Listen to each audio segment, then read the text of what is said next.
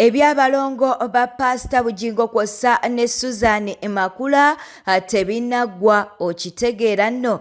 Kaakati n'ebifaananyi byebyo ebiri mu kuba nti no bitambuzibwa ku mutimbagano nga Pastor Rosias Bugingo asitudde abalongo era ng'abalongo bano babadde bagamba nti nno ba Susan Makula wabula ebipya bizuuse era kitegerekese nti abalongo bano ba mukozi wa Salt Media era ng'omukozi oyo gw'oli mu kuba nti naate olaba awo mbwe abalongo abo ebifaananyi ebiri mu kutambuzibwa ku mutimbagano baana ba mukozi wa Salt Media sibe baana ba Susan Makula kw'ossa ne Pastor Rosias Bugingo. Naye nga omanyi nti no Bad Black atatera kulimba ye yavuddeyo nalyoka agamba nti Pastor Rosias Bugingo ne Susan Makula bayina abalongo. Kati Bad Black yandibanga yalaba bifaananyi bino oba kituufu bayina abalongo ng'ababiri bano Pastor Rosias Bugingo ne Susan Makula just baasalawo kuba nti n'ebintu bino babisirikira busirikizi. Nze naawe okitegeera naffe tujja genda maaso n'okuba nti nate tukuwa amawulire ge tunaaba atufunyeewo. Kaakati katubeere nga tukuwa ku bumu ku butambi bwa Susan Makula kw'ossa ne Bad Black katubeere nga atubikuwa. Tubatumidde era nga tubaagala nnyo. Planning wife. I honor planned wife. And you're planning wife. And nze mukyala wa planned husband. Tubaagala nnyo tubatumidde era twongera obbajjukiza. Paka kuwulira bubi. Tuli ku headquarters.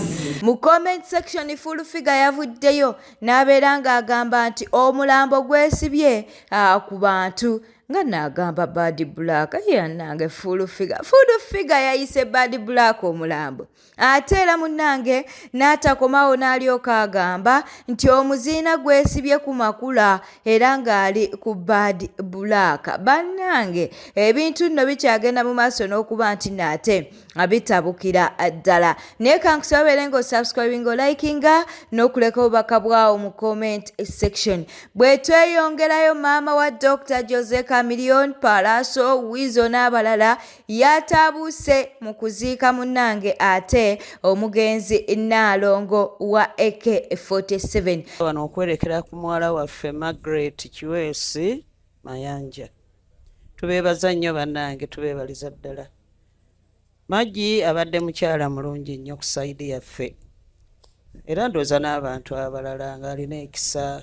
Mukyala mukozi ng'era Chameleone bw'ayogedde mupambanyi buli kimu akakasa okulaba nti akiggusa bambi.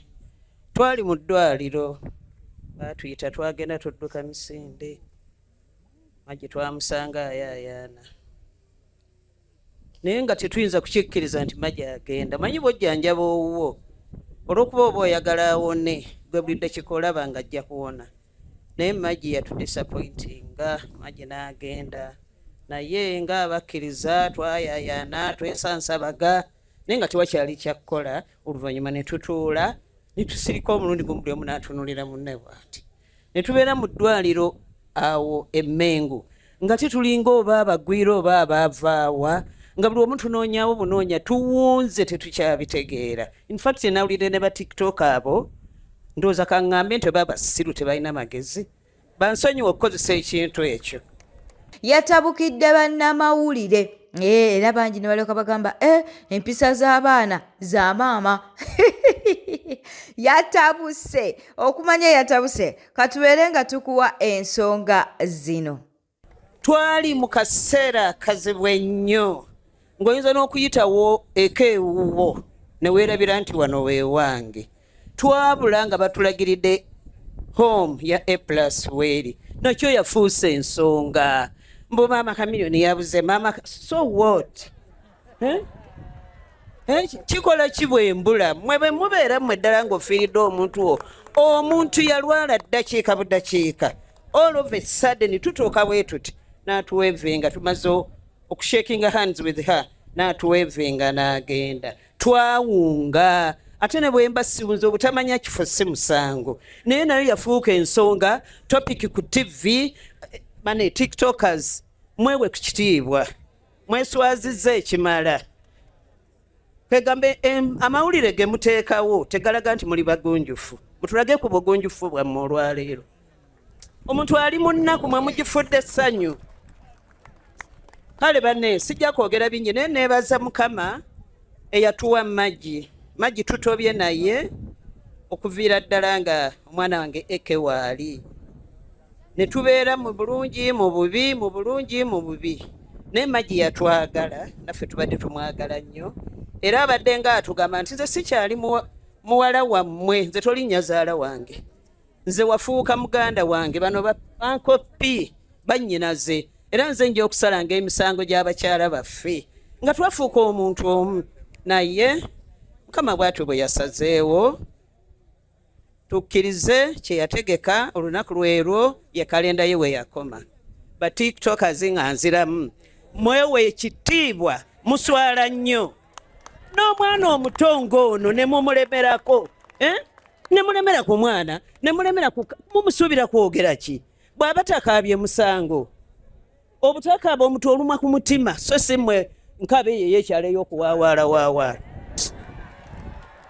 Banne ebyange byebyo.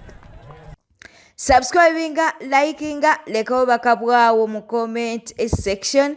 Bwe tweyongerayo omuwala ono eyavaayo mu mawulire n'alyoka agamba nti nno munnange stepdad we yamukwata. We twogereranga ebintu si birungi oluvannyuma lw'okuba nti naate omwami we gwe yazaalamu oba yamuzaalamu abaana ababiri munnange yamusuddewo. Nga lwaki amusuulawo? Munnange kigambibwa mbu anti omuwala ono baavaayo babeere nga bamusondera ssente ng'ayagala kuva mu nsi eyo gye balimu. Okitegeera abeeko oba babeeko ewalala we bagenda. Kati ng'omusajja ndowooza kino kyamunyiiza okuba nti naate omukyala yasalawo wa gye balina okuba nti naate abadda. Ate abalala bagamba nti ekiyinza okuba nga kyanyiizizza omwami nti kwe kuba nti noono we yazze ku mutimbagano ng'asaba obuyambi mbu yalaze nti bali mu mbeera mbi ddala era mbunga n'ebyokulya oluusi basula njala. Ng'omusajja bambi kino kiba kiongera okuba nti no kimussa wansi. Kaakati munnange ekituufu kiri nti omusajja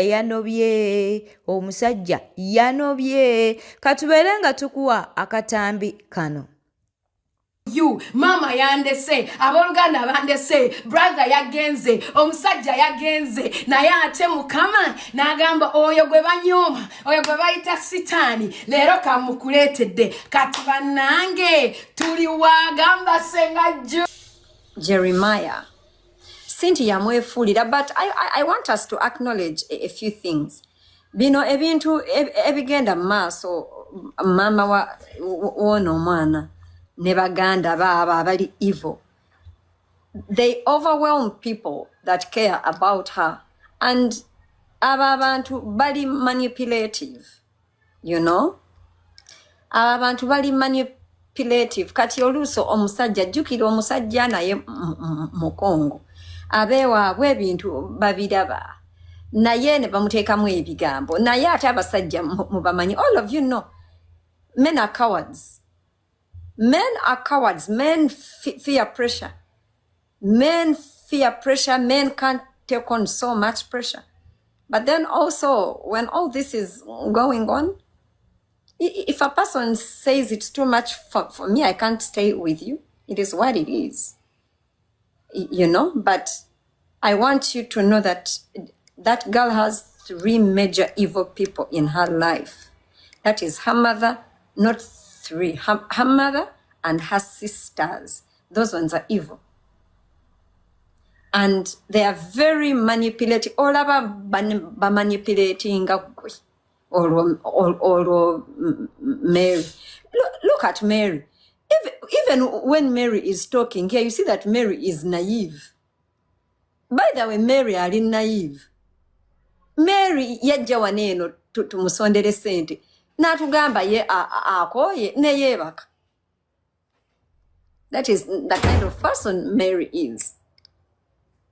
So all in all, and unfortunately, abantu bali nabo, they are mind players. You know, like people that are emotional, you know, players. Abantu webati, they are so bad. You would rather have a person slap you than a person fuck up your mind. Bwe tweyongerayo twagala ate tubeere nga tukutwalako ewa Eddie Mezaya. Eddie Mezaya wuuno avuddeyo n'abeera ng'ate abaako by'ayogera ku lutalo lwa Sheila Price akw'ossa munnange ne Full Figure. Sheila, nze wamma bino mbikugamba nkulumirirwa. Va mu bano abo abakubira engalo abataagala kugamba kikuluma. Era bw'onootula mu buliri bw'ojja kugamba nti nno nakugambye. Era ojja kitegeera. 1. Okwagala omwana wo kikulu nnyo era weebale. Weebale kulabirira mwana wo alabika bulungi namulabe mu bifaananyi. Anyirira. Naye omwana muwe boundary.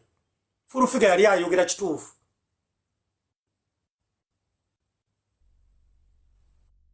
Full Figure yali ayogera kituufu. Omwana omwesittaza. Kubanga abantu abali mu myaka gy'Oshira babeera n'agalwadde sexually. Ojja kgenda mu mazzi biki omwana omusiiga agalwadde.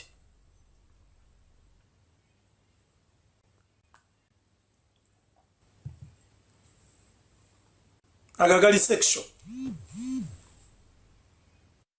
Omwana wo mwagale. Mulaga obulamu obulungi. Ng'era bw'obumulaga mutwale mu ssomero eddungi.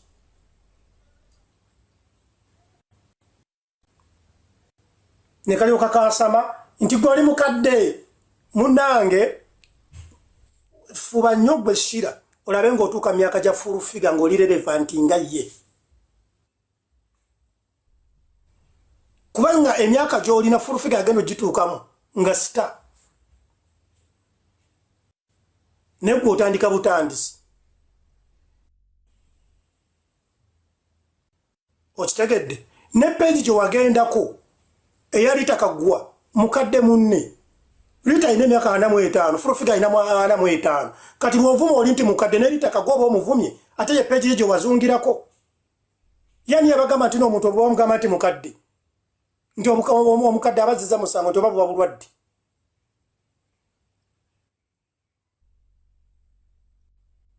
Fuba nnyo Sheila otuuke mu myaka gya Full Figure ng'oli relevant nga ye. Neze okulaba okwange. I am sorry to mention nesaba Mukama Katonda otuuke mu myaka gya Full Figure.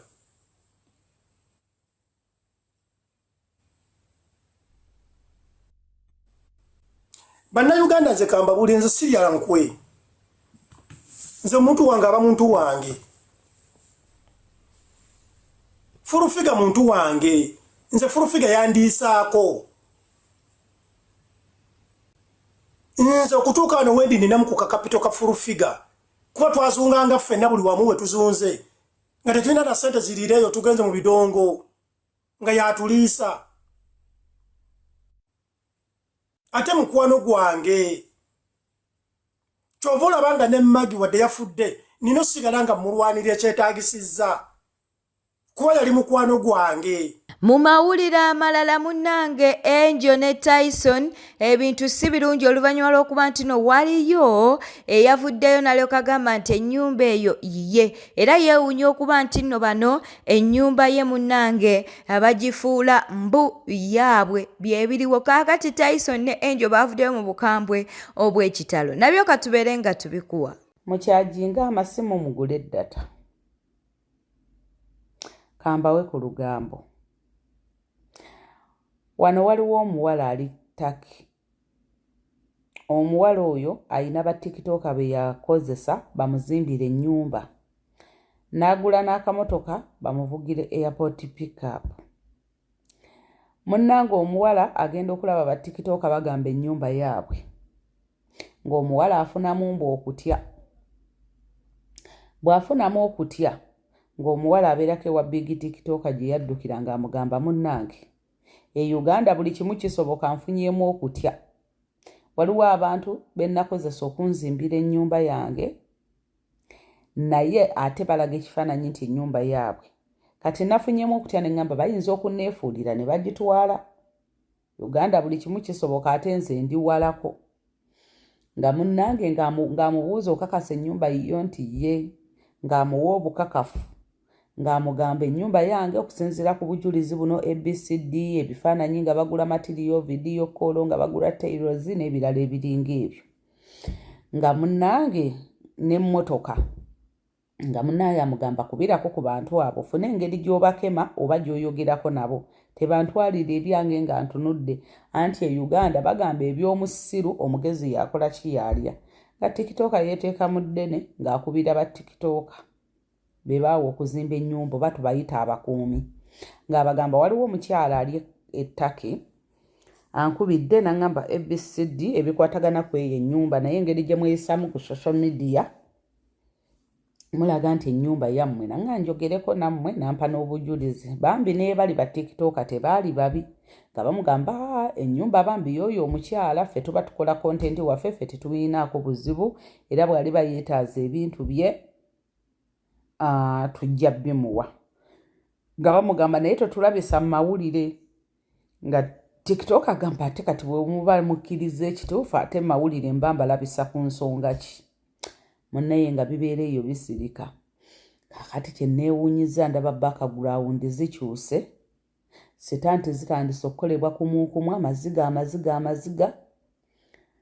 mutapinga wano mu mikisa gy'abantu blessings banange baana bato bakoze bannange ndowooza gye mulaga tulabayo mukyajinga amasimu ekijja si muntu nzaawo obwendi bwino ssaawa yonna agenda kujja ku social media byebyo nduba wadde mwekolera okunoonyeza alipa yandibanga ye Kadama gwe tuli wano gwe tuleekaanirako webiba bya WhatsApp oleeta otya ebintu bya WhatsApp nange Kadama asobola ogenda mu inbox yo nenkugamba nti kino na kino oleeta otya ebintu ku media ebitalinaako obukakafu just matako yeetaaga nakwata bukwasi twala ssaawa zino ku poliisi ng'ani gw'omanyiira oyo no n'erinnya ly'abanno mbwe omuntu yajja ku WhatsApp omuntu aza ku WhatsApp gw'otamanyi ng'otandika oleeta bintu ku media bya kisiru ate alemezaamu tuve mu content eno ennyumba yaffe n'omuntu eyajinguza nze sigula mu bantu mbwe yabeera eri omuntu eyanguza wuno ojjabye ennyumba ye wano kati gwe jangu naye mbeera naye ate ali ku kyapa ali ku ttaka ddene ne chairman abeera wali waggulu empapula zibeera wano mu nju yange endala ziri mu banka kati gwe jangu mukazi kyakukwasite mbozimba ennyumba nga tomusindikira biwandiiko yeye Kadama ng'afuna mmeka Kadama agule n'emmotoka nga kikyakola ku kyeyo mugambe bw'abajja ajje yekka nga kikyakola ku kyeyo Kadama soko ngambi Kadama nga kikyakola ku kyeyo mami jangu tugende ne mu nnyumba batugoba mu nnyumba ng'ani agoba mu nnyumba banaye muve mu content mbwate enjo bivemu birekemu bitayidi enjo yesu wa mu makago jasa ina engeri gyalemezaamu mani wetaaga kukwata n'oleeta oyo ennyinyi omuntu eyabigamba ate babyogera luli incidence we yabeererawo ne babigenda mu WhatsApp ne babimugamba olw'okubeera byaliwo nga tebakikkiriza tebakakasa nti ennyumba yammwe ne boli n'agenda ku WhatsApp n'abimugamba kati essaawa zino bireeta ku media eby'ekisiru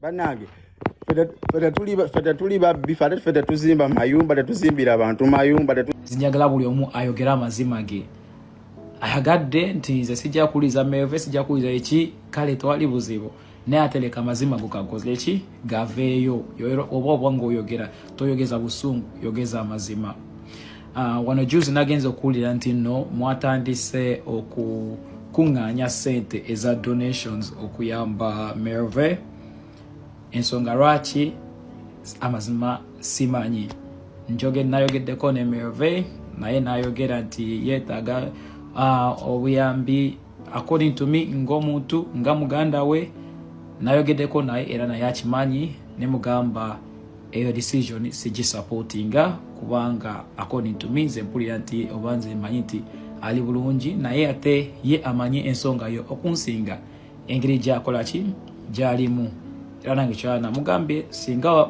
obadde nti wetaaga any kind of support bichi eya economy nganze muganda nandibadde nkola kinsobola kuyamba mu ngeri yonna gye nsobola oba ne tufuna engeri gye tutereza bino ebintu kubanga pulidde bantu bangi muvudde mulimu kuvuma Bawa Merve nenga Bawa Merve si mwavu ali awo bayinza okubanga every family eyina like ebizibu byabo economy yinza okubanga si weteri mu kugundi level gye mwagala ebeereko naye ng'ate tekitegeeza nti no temulya enyumba balina owokusula tebabagobye. So according to me nze nabadde namugambye era ne ngamba nti it's not really that necessary or it hasn't come to that level. Naye ate ebintu bingi biyinza okuba nga ffe twogera oba tujudging according to what we see, what we've been able to hear, naye nga tetumanyi oli ye kyaba akola ki kyaba ayitamu kugamba wabanga ye kyasazeho nga yalaba it's a solution that or the next step that she needs to take, then that is up to her. And naye ate nabadde nawulire nti namwe abantu mubadde mwagala kunsondera, nze njagala kuweebaza nnyo kulwa mitima gyammwe emirungi ngeri gye mwagala okulaga okwagala, naye ate zinjaga bagamba nti nze ndi bulungi nnyo, economy yange eri stable, obulamu bwange buli bulungi, njagala kubeera wano Sweden, I love my life, nina goals zange bingi byenkoberera, Mukama byanyambye, sina buyambi bwonna bwe neetaaga, era oba nga musondera nze saaga abambi mukole ki munsondera at least sente muziteeke mu bintu ebirala ebisobola kola ki okubayamba. Wembanga ndi kumukumaliriza njaga kumaliza nga ngamba nti no okulangira nti no kuva leero no TikTok yange nakitandika nga njagala kuweereza Katonda kusharinga kigambo kya Mukama, era bino ensonga eya family mbadde njagala nze kola ki kugikomya waneeno bwe tuba tusobola kwogera tugendekere maaso nga tubulira ekigambo kya Mukama. Amazima gali nti entambula bino tebitandisa okutambuliramu tebikyagulumiza Katonda, obukyayi buyingiddemu bungi, ebigambo bingi, bantu batandise okwevuma mpulira basitaani biki. So please kwegamba tugulumize Katonda, sitaani aleme okukola ki kutwala obudde bwaffe mu bintu ebitagenda kola ki kugulumiza Katonda, kubanga eno ensi gye tuliko yakaseera era tewali kyekola ki kyekigenda otuyamba if we lose what our own self. Kwa ekyo kyonna kyenjogere njagamba nti mwena mbaagala nnyo ku kyonna kye mukoze, obuyambi bwe muli mukola okuyamba buli omu, era ne Katonda ababalire abawa omukisa mwena mbaagala. Bye bye. Bwete etambudde abadde mulabi mulungi olekwekumira ku Newspark channel, kankusobere ngo subscribing o likinga n'okuleka obubaka bwawo mu comment section. Beera bulungi, weeraba.